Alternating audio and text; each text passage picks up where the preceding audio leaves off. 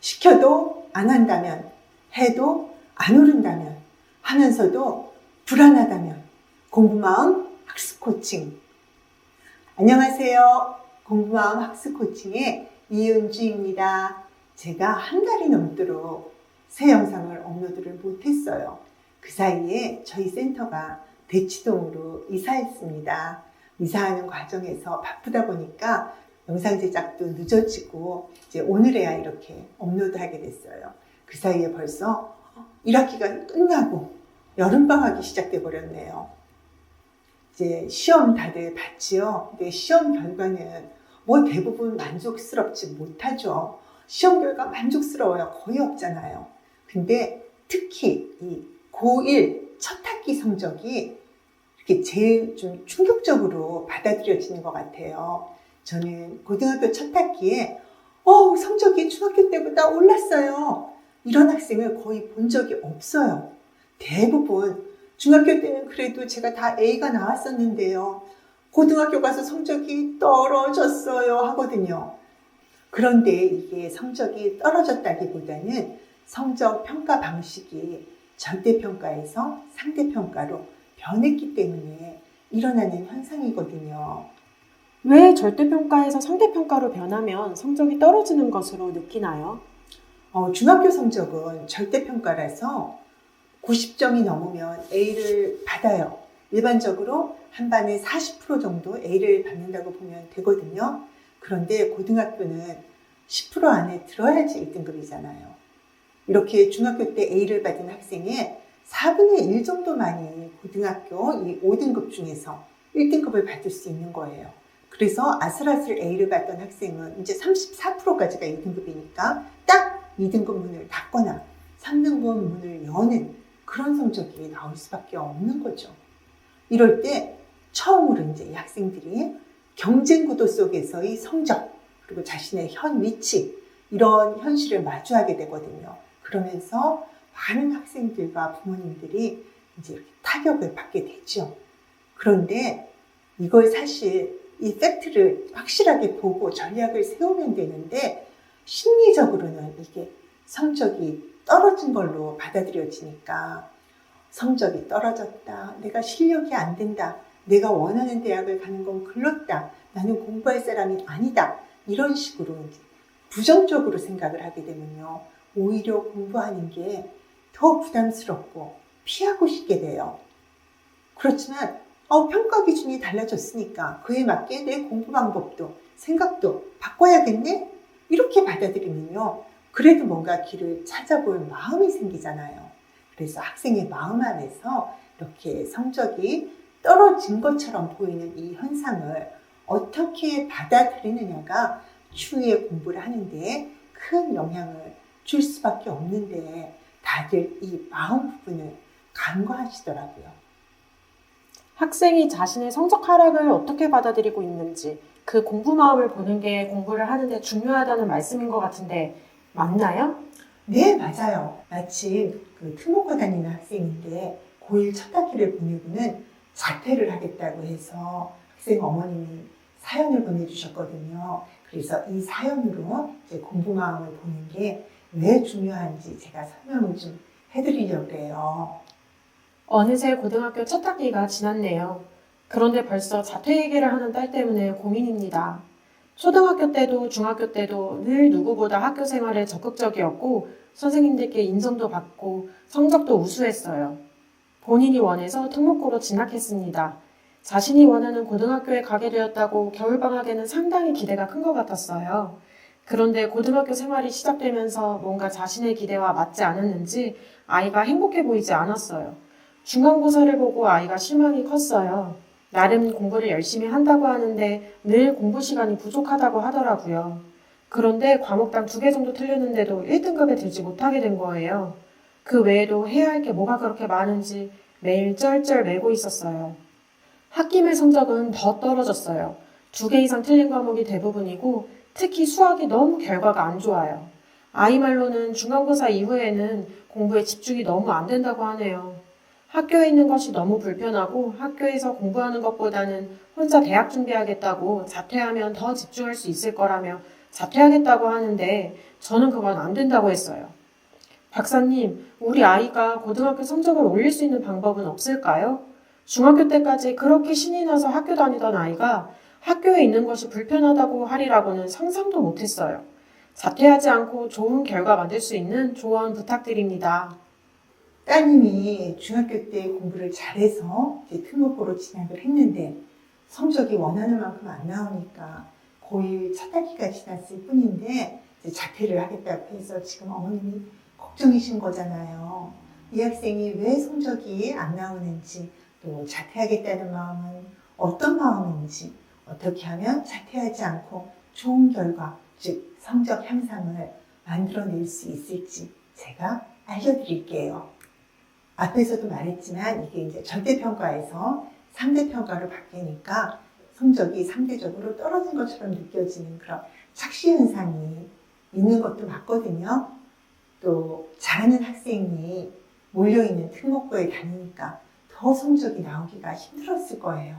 그렇지만 공부를 하면서 시간이 부족하다 그러고 또 학기 말에는 더 성적이 떨어진 걸로 봐서는 이 학생이 중학교 때 공부하던 방식 그대로 공부했을 것 같은 생각이 들어요. 중학교 때 공부하는 방식과 고등학교 때 공부하는 방식이 달라야 하나요? 그럼요. 중학교 때는 2주 벼락치기, 그냥 교과서 내용 외우기 이 정도만 공부해도요. A 받을 수 있어요. 그렇지만 고등학교에서 그것도 특목고에서 이렇게 공부해서는 1등급 받을 수 없어요. 중학교 때 A 나왔는데 고등학교 가서 성적이 안 나와요. 공부해도 성적이 안 나와요.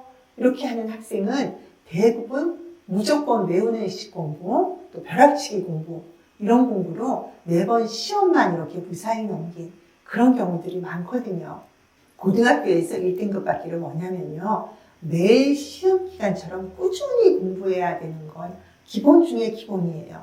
무조건 외우는 거 안 통해요. 분량이 많아서 다 외울 수도 없고요. 또 시험 문제 스타일이 달라지잖아요.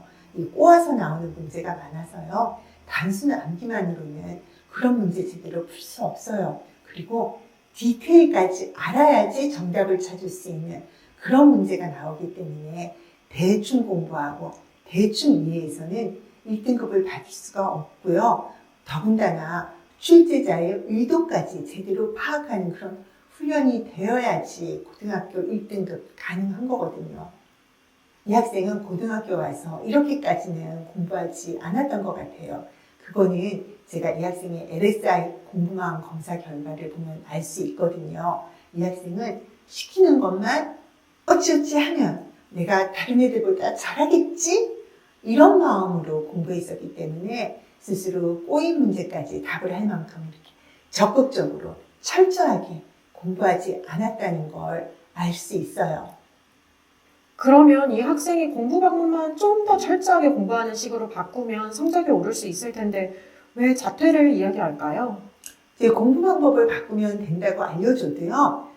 대부분의 학생들이 자신의 공부에 대한 마음이 바뀌지 않는 한은 그런 방법을 알아도 그 방법을 해내지를 못해요. 이 학생은 당장은 지금 자신의 공부 방법을 점검할 그런 마음의 준비가 안 돼 있는 걸로 보여요.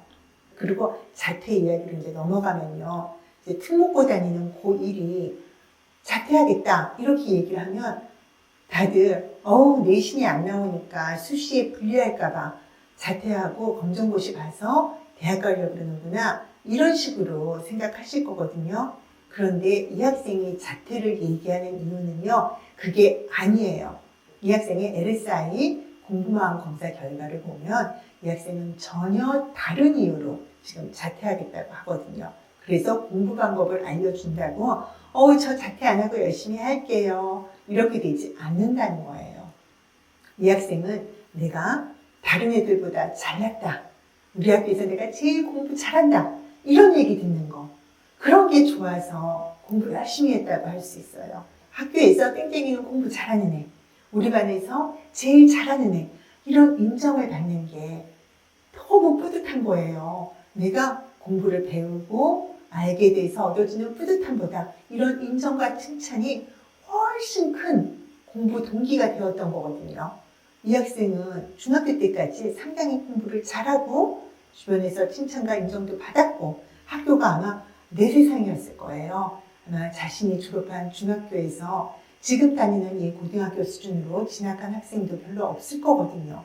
나는 학교에서 특별한 존재였죠. 그러니까 그때는 학교 가는 게 신났어요.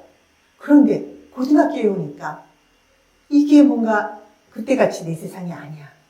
그래서 어머니가 보시기에 얘가 학기 초부터 뭔가 행복해 보이지 않았어요. 그게 그 이유예요. 그런데 시험을 봤더니 오 마이 갓, 내가 초라한 중간이야. 아무도 나를 대단하게 봐주질 않아. 여기서는 나보다 잘나고 잘하는 애들, 더 칭찬받는 애들이 있는 거예요. 내가 여기서는 그냥 평범해. 이 학생은 그걸 받아들이는 게 지금 힘들어요. 그런 사실을 스스로 인정하고 싶지 않아요. 학교에 앉아있으면 너무 불편해요. 초라한 나를 인정하는 게 너무너무 힘들어요. 그런데 설상가상으로 내가 생각하기에 나보다 못하다고 여겼던 애가 나보다 성적이 잘 나왔어. 그러면 너무 짜증이 나고 공부에 집중이 안 되는 거죠. 그래서 그런 상황을 피하고 싶고 부정하고 싶은 거예요. 그런 상황을 피하는 제일 좋은 방법이 뭐예요? 그 상황을 떠나는 거죠. 네, 바로 자퇴를 하는 거예요. 이 학생이 자퇴하겠다고 하는 건 현실 부정, 상황 회피 이런 마음으로 하는 말인 거예요. 그럼 이런 마음이 학생의 성격과도 관련이 있나요? 예, 성격과도 관련이 아주 많이 있죠. WPI 성격 검사 결과를 보면 이 학생은 어디서라도 자신이 리더이고 우두머리일 때 삶에 활력이 생기는 그런 성격이에요. 자신이 관심을 받지 못하고 아싸가 되어버리거나 언어부된 그냥 평범한 사람 중에 한 사람이 되어버리면 기가 죽어버리는 성격이거든요. 그래서 이 학생의 이런 성격과 공부 마음이 함께 작동해서 자신의 상황을 받아들이기 힘들어지는 거예요. 그래서 이 학생이 자퇴를 얘기하게 되는 거죠. 그럼 어떻게 해야 이 학생이 현실 도피를 하지 않을 수 있을까요? 이 학생이 자퇴하겠다는 말을 거둬들이게 하려면 상담이 필요해요. 자신의 마음도 모른 채 무작정 내가 여기를 벗어나고 싶다. 이 생각만으로 지금 자퇴를 말하고 있잖아요. 자기가 지금 왜 이렇게 힘든지도 좀 알아야 되고 자신의 진짜 문제가 어디에 있었는지 그리고 어떻게 하면 그 문제를 해결할 수 있을지 그것도 알도록 해야지요. 그러려면 먼저 지금 이 학생의 처지가 얼마나 속상한지 공감하고 알아줘야 돼요. 자기가 잘났다고 생각했는데 그렇지 않다는 거를 16년 삶에서 처음 알게 된 건데 그런 아이의 마음은 몰라주고 지금 자퇴하면 안 된다. 열심히 하면 성적 올릴 수 있다. 이렇게만 얘기하면요. 이런 성격의 아이는 더욱더 자퇴하겠다고 막 어깃장을 놓을 수도 있거든요. 그래서 아이의 힘든 마음을 알아주면서 자신이 왜 공부해야 한다고 생각하는지 그걸 알아가게 해야 돼요. 그래서 너는 왜 공부하니? 이런 걸 물어보면 처음에는 대부분의 아이들처럼 그래야 좋은 대학 가는 거 아니에요? 이렇게 대답할 거예요. 고등학교 가서 그럼 어떤 기분 들었었는데? 이런 질문부터 시작해서 시험 점수 안 나올 때 어떤 생각 들었었니? 단지 네가 원하는 대학에 못 갈까 그것만 걱정이 됐어? 아니면 네가 애들보다 못했다는 것 때문에 기분이 나빴어? 이런 질문을 단계적으로 하면서 학생의 마음의 중심부로 서서히 접근을 해 나가야죠. 그리고 이제 자퇴를 내가 꼭 하지 말라는 건 아니고 너 자퇴하면 어떨 것 같아? 이 질문까지 가야 돼요. 지금은 자퇴를 하면 자신이 다른 애들과 비교하지 않아도 되니까 공부에 전념할 것 같이 느껴질 거거든요. 그렇지만 막상 자퇴를 하고 나면 사실 시원함보다는 자기도 모르게 패배감 같은 그런 씁쓸한 기분이 들어서 공부하는 것도 신도 안 나고 효율도 떨어지고 어떻게 해야 할지도 모르는 그런 상태가 될 게 분명하거든요.